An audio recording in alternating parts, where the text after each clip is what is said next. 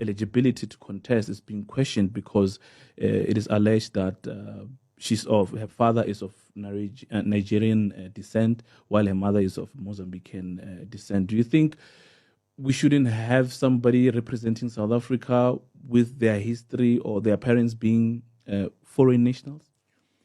Your citizenship is determined by where you were born. So if she was born here, she's South African.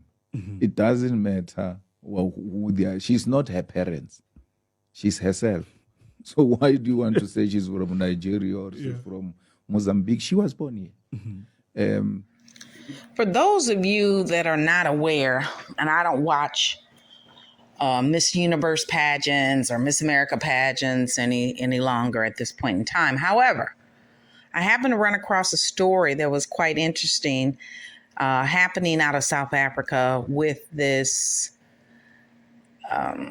Black young lady who believes she was born in South Africa, speaks as if she's born in South Africa.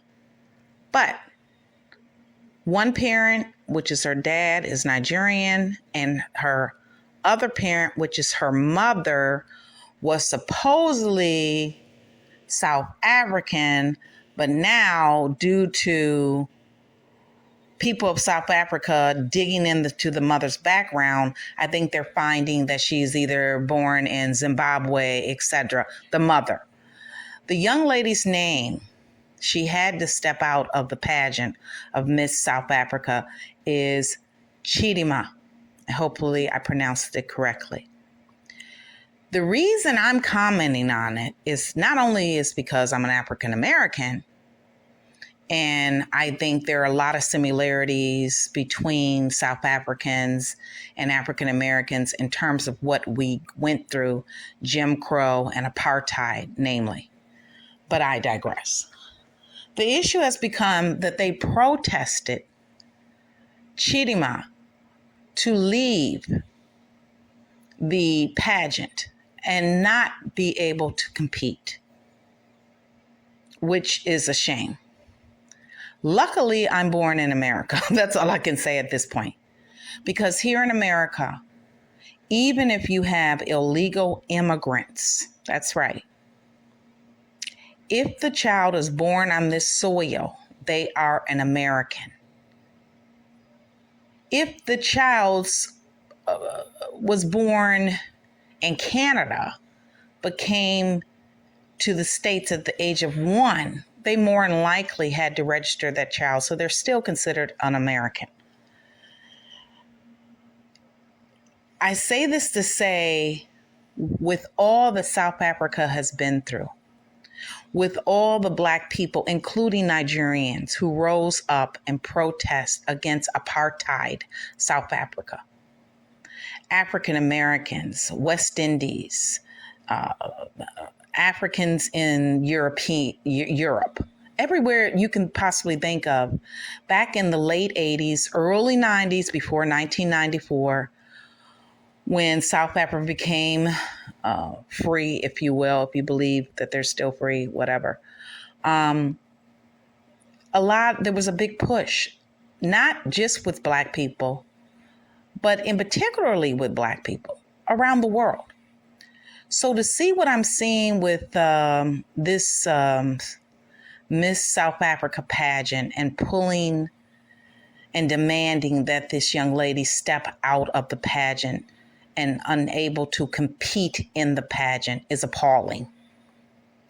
I think that South Africans are forgetting that during apartheid, and I don't know, I'm sure there are a lot of young people out there that didn't experience apartheid, but I'm old enough to remember apartheid South Africa. And during apartheid, not only are the Zulu tribe and all the other African tribes that are native to South Africa at the bottom, but then there was a hierarchy created where the coloreds were next in the ladder up.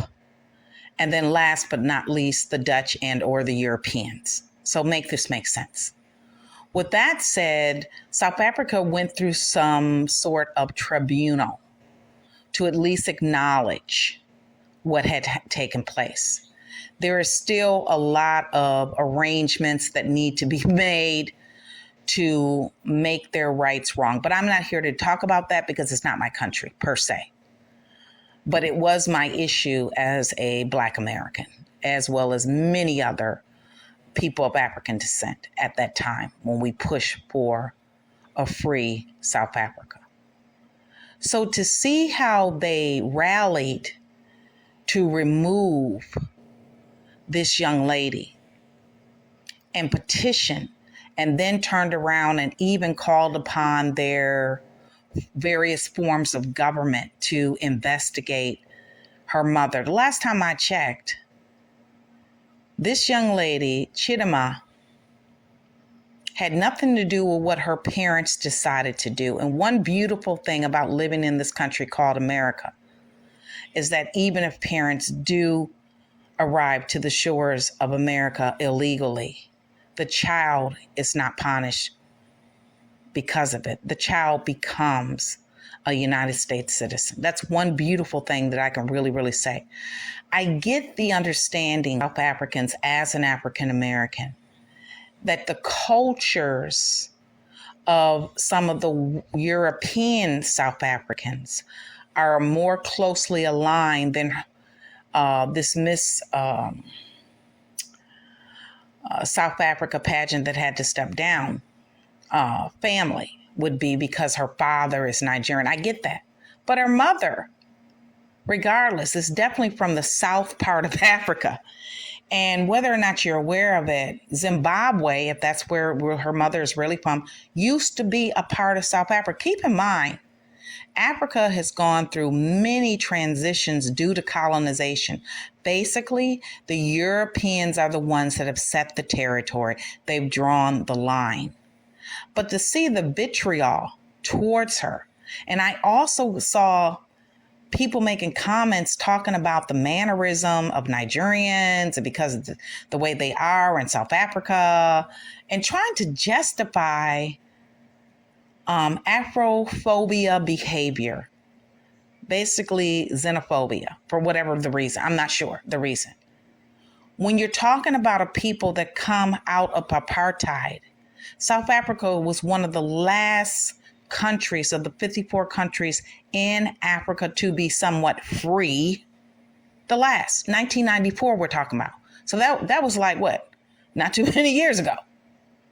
So a lot of us in the diaspora are trying to make this make sense.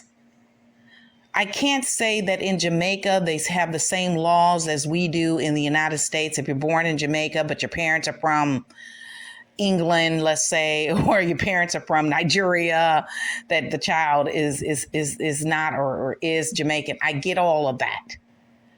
But Jamaica doesn't have the same history. South Africa has a history of a hierarchy and of European settlers that came there who are now recognized by the world as what I call European South Africans. You have Asian South Africans. So you're trying to justify that you can't have a Nigerian, Zimbabwean, South African with a young lady that had nothing to do whatsoever with what her parents or her mother did on a birth certificate or not. I get stolen identity or whatever justification. But then you get to see some of the examples that are on the internet and the attacks. And this really is tribalism at its worst.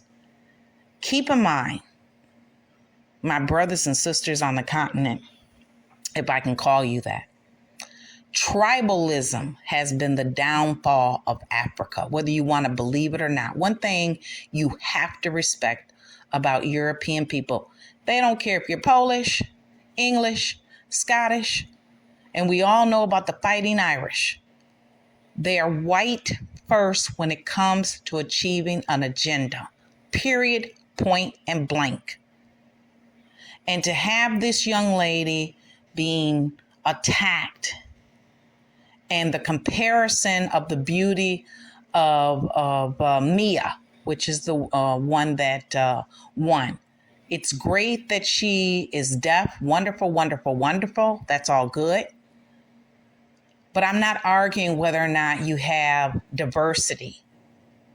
I'm talking about whether or not you can have people that grew up in South Africa. And even if that's not your law, you should look to change it. Because fast backwards over 20, 30 years ago, when people were protesting and boycotting companies that did business with European South Africa, it was for a reason. It certainly wasn't for us to arrive here today with tribalism. The last time I checked, Mia does not have a Zulu bloodline. Last time I checked. Tribalism, whether or not you want to accept it or not, you can deflect, you can have some cognitive distance around it. It's not going to make a difference in terms of what people see. And sure, we're not South African. We don't live there. Those of us that are of African descent can mind our own business. But unfortunately, this is causing South Africans to lose their black card, honey. For real, for real. It is a shame.